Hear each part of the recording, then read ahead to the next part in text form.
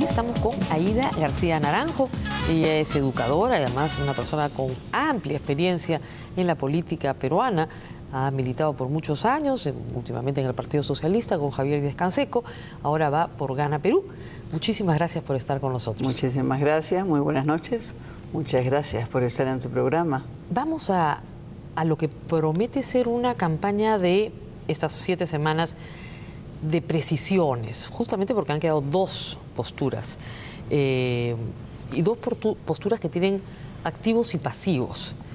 Los pasivos del fujimorismo los hemos tratado el lunes con Marta Chávez y los vamos a seguir tratando. Pero vamos primero con lo de ustedes.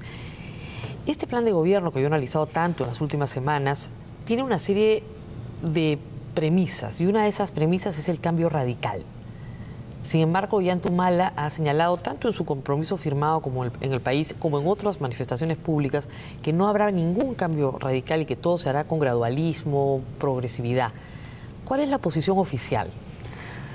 Primero, no quedarnos encerrados en conceptos, sino darle contenido a los conceptos, porque con esa idea el partido de Curi también se llama Cambio Radical.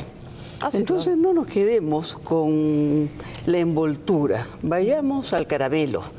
Eso implica, por supuesto, que hay que profundizar la democracia. Entonces, ese es el primer puente que implica la posibilidad de construir una alternativa de amplias mayorías, es decir, la defensa cerrada de la democracia y lo que implica su profundización. Hoy día hay muchos mecanismos de democracia. Mira, tu trabajo, yo con muchas mujeres, con muchos municipios, con muchos gobiernos locales, y tenemos una democracia que ha ido creciendo desde el año 80, en donde hemos tenido la posibilidad de elegir las autoridades de los gobiernos locales, ¿no?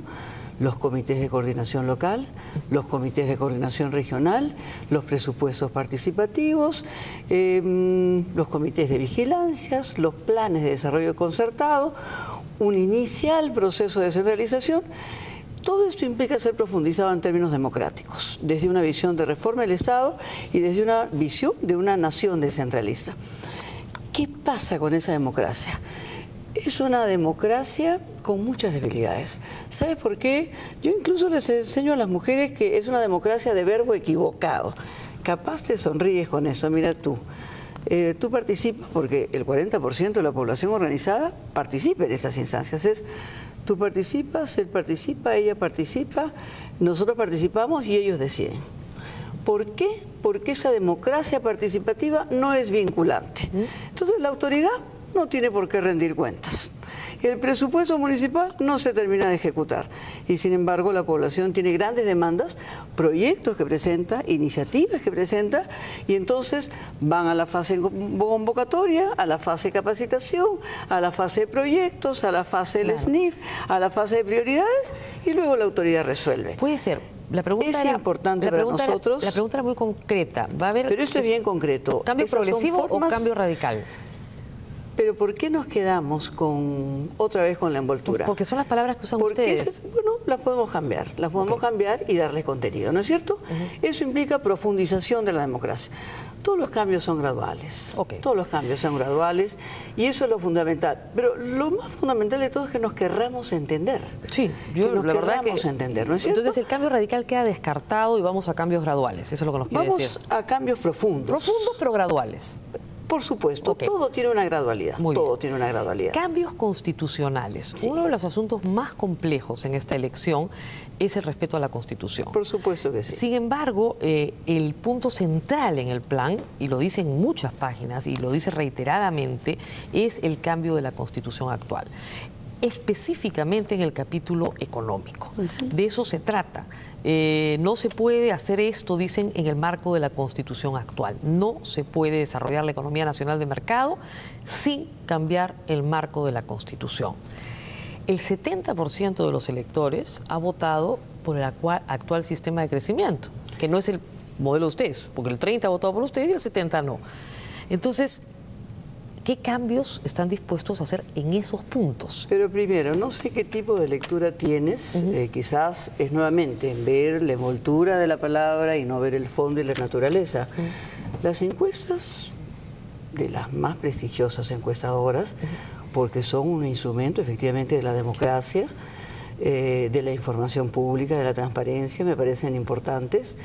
Nos dice que 30% quiere cambio radical del modelo. Por eso, pues. Y 34% un cambio del modelo. Bueno, puede ser un cambio, ¿no? Pero un cambio radical, esos son los 30 que han votado por ustedes. Digamos, pero el 70 no quiere un cambio radical. 70. Bueno, pero quiere un cambio. Bueno, todos queremos un cambio, todos queremos mejoría. Por eso, entonces... Pero un cambio puede ser no tener agua y pasar a tenerla, ¿no? Tú misma te respondes si es que yo no puedo responder.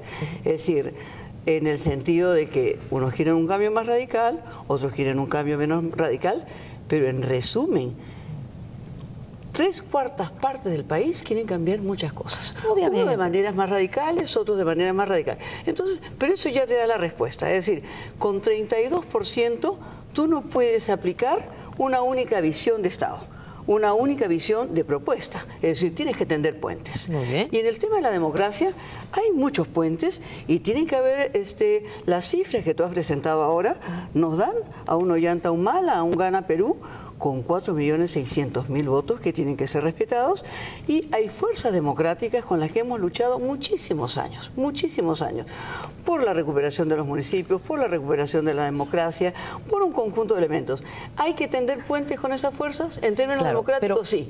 Y hay que poner muros en relación a la dictadura y al retorno de la dictadura. Perfecto. Entonces, este es el nivel de los cambios, pero esos cambios que te permiten esos puentes. Pero en temas económicos, específicamente, ustedes proponen una visión de un Estado que sea un Estado empresario, que tome control de las actividades estratégicas, que no son pocas, son una larga lista, y que estas actividades estratégicas serán no solo controladas, sino operadas y ejecutadas por el Estado. Para eso es necesario cambiar la Constitución, porque la Constitución del Perú establece que el Estado solo participa empresarialmente de manera subsidiaria. Yo quiero saber si eso se mantiene o ya no se mantiene.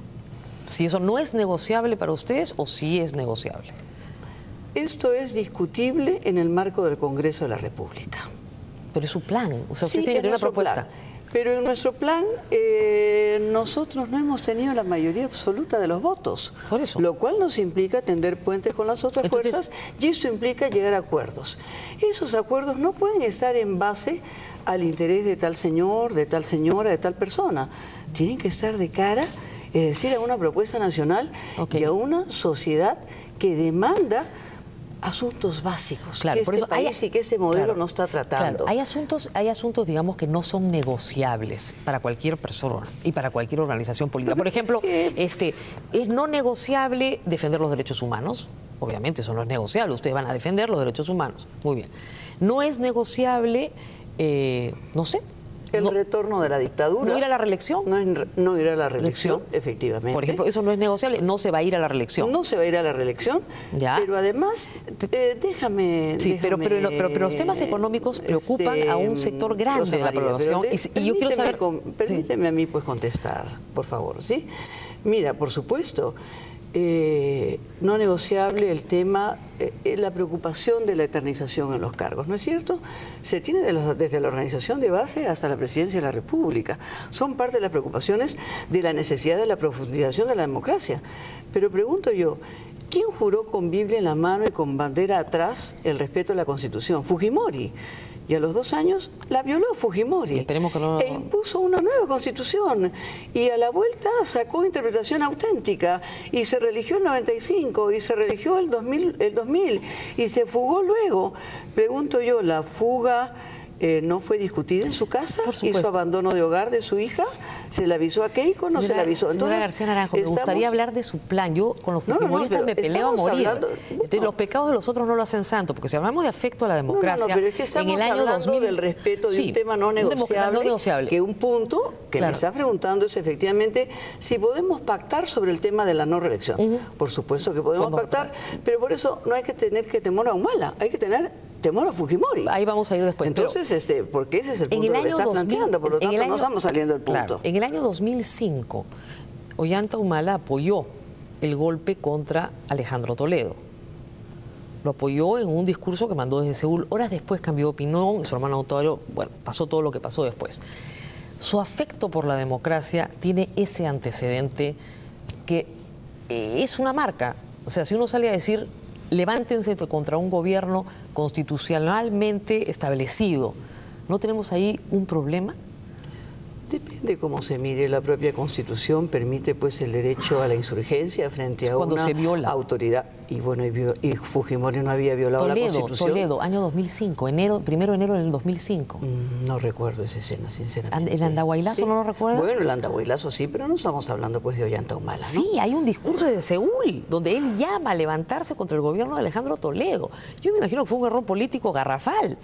Horas después él se rectificó, pero sí... No conozco ese discurso, no lo conozco. Entonces, bueno, mañana se lo... centra, bueno, encantada. Tú eres una periodista bien informada. Pero es un tema muy central. Sí, es un tema central, pero no pueden hacer responsable de estos actos. No lo pueden hacer responsable.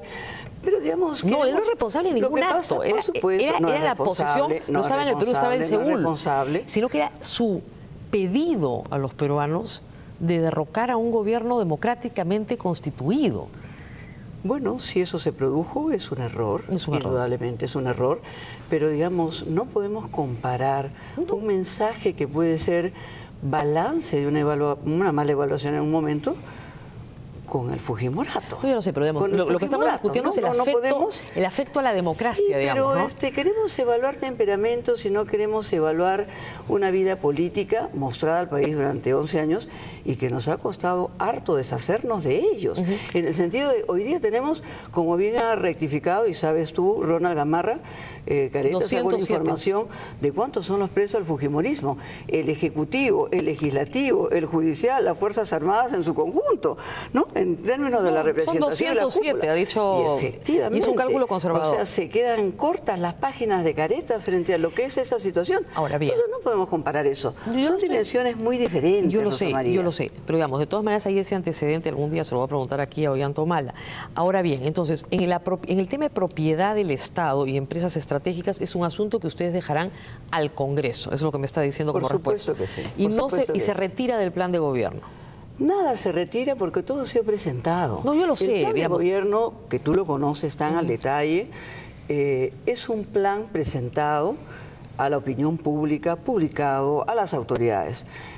El triunfo electoral te obliga necesariamente a que tú tienes que poner por delante las banderas consensuales. Y no puedes poner por delante aquellas banderas que no son consenso. Y aquellos elementos que constituyen una duda, una preocupación. Yo sé que hay sectores que tienen un nivel de preocupación. La bolsa ha caído 3 días seguidos. Sí, pero hay por preocupación. Razones internacionales, también, básicamente, pero ¿no? Básicamente. Mixtas, pero 3 días seguidos. También es lo nuestro. El otro es lo internacional. Es decir, China, la crisis de Japón, la recesión europea, la recesión norteamericana, es decir, son un conjunto de más elementos. Pero otras bolsas latinoamericanas no han caído como la Rosa nuestra, María, ¿no? permíteme proponerte algo. Hay temas sensibles de preocupación de la población. A mí me gustaría, por ejemplo, que el jurado, que Transparencia, no organizaran acartonadamente algunos temas marco que son de común opinión y en el que vamos a trazar puentes, es decir, la educación para todos, agua para todos, mejore las condiciones de vida de la población. Algunos temas sensibles que generan preocupación, que se debatan. Ahora, otro tema sensible es el cierre de mercados para exportación y una política arancelaria proteccionista que está también acá.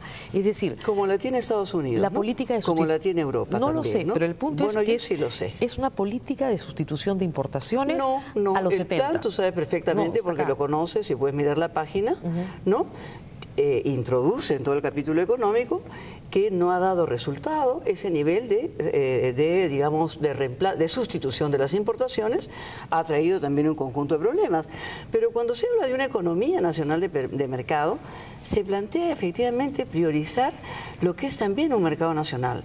También priorizar el desarrollo de las fuerzas productivas nacionales, porque un modelo primario exportador, un modelo basado en el riesgoso precio, ¿no?, de la exportación de nuestras materias primas, tiene también riesgos, ¿no es cierto? Entonces, eso implica prioridades al capital nacional, prioridades a la industria nacional. Hay algunos economistas que señalan que este modelo primario exportador era una realidad hace 10 años, pero que hoy es un mito, que ya no puede partir un análisis serio de la economía peruana sobre que somos un país primario exportador, porque las exportaciones del Perú justamente han diversificado enormemente la oferta exportable peruana.